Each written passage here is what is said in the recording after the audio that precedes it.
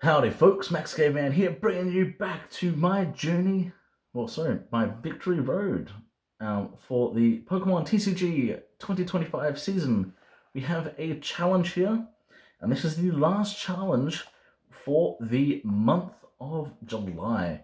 So we've had 4 challenges in total, so I've attended 3, so let's see how we do.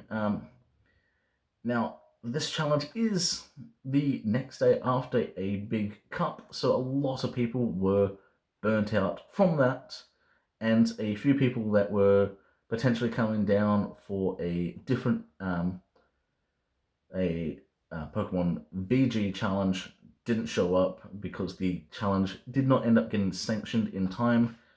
So this was a very small tournament. But that's fine. We make do. So yet again, I am running back with Regidrago. I do have my results here, so let's see what we have. Starting off with round 1, I was facing off against a Gardevoir deck. Now this is the Gardevoir with the Drifloon and the Munkidori and the Screamtail still in it. Game 1, we end up getting the board state set up. I know I've worked out how I need to deal with Guardy using Regidrago, and it is basically revolving around Phantom Dive. Sadly, I couldn't get Phantom Dive set up early enough, and I had to start using Dragon Laser. So I started taking the active out and then pinging one of the Rolters or Curliers, whatever was there at the time, on the bench, so that when a Phantom Dive did come out, I could finish it off, and that's what happened. As soon as I saw a Dragapult in the discard, I was starting to boss around my opponent's Pokemon, and then just dealt with it accordingly. Game 2, much of the same. Not too. It did really go quite long. Basically, I got to the stage where I needed to. I think I needed to top deck an energy or a boss's orders or something, but I just couldn't get it, and end up losing the last prize as time was called. So I end up losing game 2 and end up tying 1-1. Definitely should have been able to do better. I know the main thing with Guardy is taking that's dealing small amounts of damage to the bench Pokemon and stuff to prevent Psychic Embrace from happening. That's basically what was happening. You take the 2 or 3 prize turns, which wasn't really happening. So end up with that 1-1. Moving on to round 2, I was facing off against Lost Box. I don't think I've faced off against this version of Lost Box before. If I have, I never saw these parts. It was Lost Box with Iron Thorns and Blood Moon Ursaluna. So game 1 starts, and my opponent flips over Iron Thorns EX. That's it. And I start with a Squawkabilly. So I cannot use my Squawkabilly's ability. And then I get a full board setup, and I can activate no abilities, which is very annoying. And this happens for 2 turns. I'm slowly doing a couple little things. Nothing special. But my opponent, being Lost Box, needs to get their Lost Zone set up. So they end up placing down a Comfey, which allowed me to just combo off I had enough energies to start Teal dancing with multiple Ogerpons on the field. I just simply walked through it, getting everything. Uh, just take. I took the thorns. I was basically taking the the Comphase out slowly. Yeah, just taking a couple multi-prize turns, and it paid off. One game won. Game two was a bit different. No thorns out, so it was a lot easier for me to take prizes because I could power up. I ended up attacking with like I saw my hand and I was like, I could get a turn one attack off because I was going second in game two, and I ultimately got a Teal Ogerpon with 3 energies, and I used I attacked with the Teal Ogerpon and took multiple knockouts, I might say, which was really interesting to see because that's not what usually happens.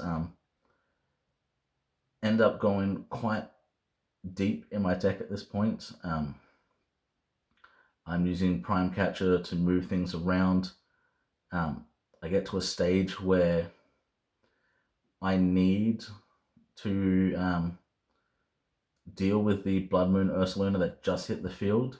Luckily for me, they didn't have a switch. They got it powered up, enough energy on it for the time of the game. I think they just needed to attach 2 energies. They had no switch or any energies to attach from hand, so I lucked out, and then I Prime Captured it up, moved into my Mew, free retreat back into my Regidrago, and then I attached an extra energy, then copied Bellowing Thunder for the knockout, putting me down to 1 prize. And as soon as my opponent started doing stuff, I was just like, look, I have game here. I have 2 Regidragos on the field. I have 2 attackers at this point. I have the Regidrago in the active, which is the main target for them to take out. Plus, I also have a Teal Ogerpon on the bench, ready to attack, and I had not cracked my Legacy Star yet, so I could get the Prime Catcher back from the discard, and ultimately, end up winning that game 2-0.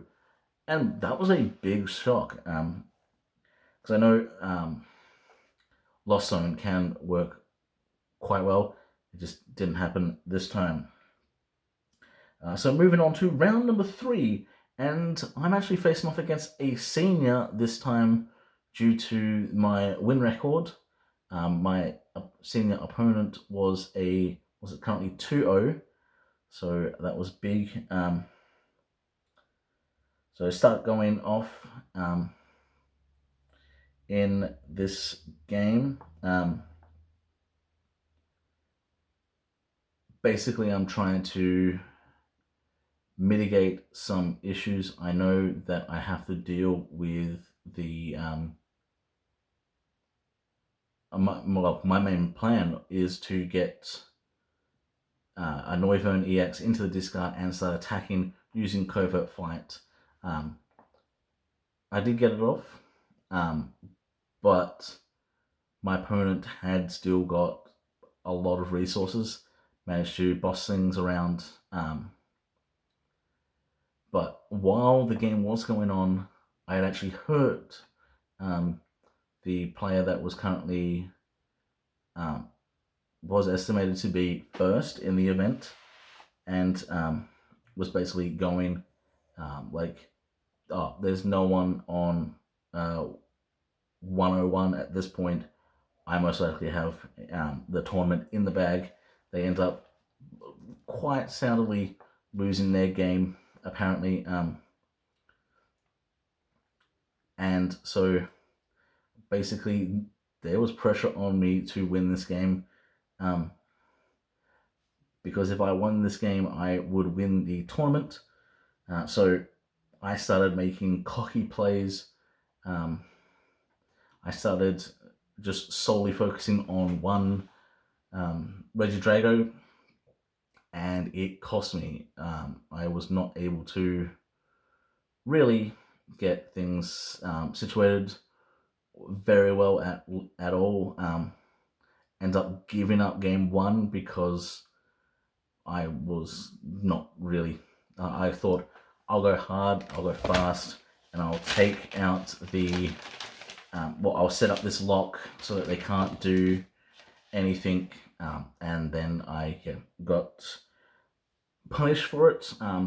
Game two, I had a game plan, and it really did revolve around dealing with all Frigibacks as soon as possible.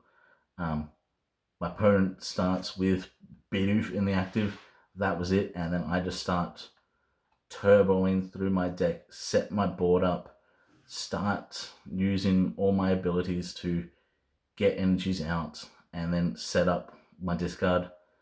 And my opponent is one energy attaching to their Chenpals in this deck. And yeah, I just sort of knew when certain cards hit the field, which ones to take out. Luckily for me, my opponent was running the 60 HP Frigibacks, so I could take out the multiple Frigibacks in one turn, boss up the 70 HP, and then Phantom Dive, taking out the 70 and the 60 at the same time, and that really did just basically being able to make sure they couldn't speed out any energies fast enough. So go to game three, and it's more of the same of game two. Yes, I'm still trying my, I'm not thinking as much, but I am just speeding through my plays. I know exactly what I'm trying to do. I'm setting everything up, and yeah, I just start taking out multi-prize, multiple knockouts in each turn, and then I set up two Chenpals for a double knockout, and then simply, I believe I cracked the Legacy Star at the end to guarantee boss's orders to take out both Chenpals and win the game. Well, a double victory really, because I took their last two Pokemon and all their prizes, all my prizes. So I end up going 2-1 in that last round, and I go 2-0-1 overall, and I placed first, which was tremendous. I luckily missed the Snorlax player who was a bit worried that I was going to win my game. But yeah, ultimately, I end up walking away with the first place victory at the Mandurah Challenge for July, and that is a great start for the month. So all up so far for this month, this season, I'm on 27 points. I have a first and a second finish in challenges, so definitely a good thing. I know there's a few people that have topped a few events now, just even from the 5 events for the season so far. So definitely good. Luckily, I did miss the Lugia player from the Cup. The previous day he was back using Lugia, and so I just lucked out, I suppose. So that's it for this event. Hopefully you liked this. Hopefully I do well in the future. I am sort of on a little bit of a hot streak with events, it seems. I'm not actually sure when the next event is scheduled for. that I can attend. I know I will be missing the next challenge guaranteed. I might end up having to miss the next 2 challenges, but I know that in the next couple of weeks from recording now, we are going to be seeing a lot of people coming down to locals testing for worlds. We do have, I believe, like 20 players all up from Perth, West Australia, that are going to worlds, and that's through all age brackets. So we'll be doing a bit of playtesting using the Shroud of Fables cards. So I might be focusing more on that before the challenges, but that's basically how it's going to go. So I believe all the next challenges are pre-Shroud of Fables, but we'll see. So that being said, hopefully you enjoyed this video. Hopefully I get to see you again next time. But until then, have a good one, folks.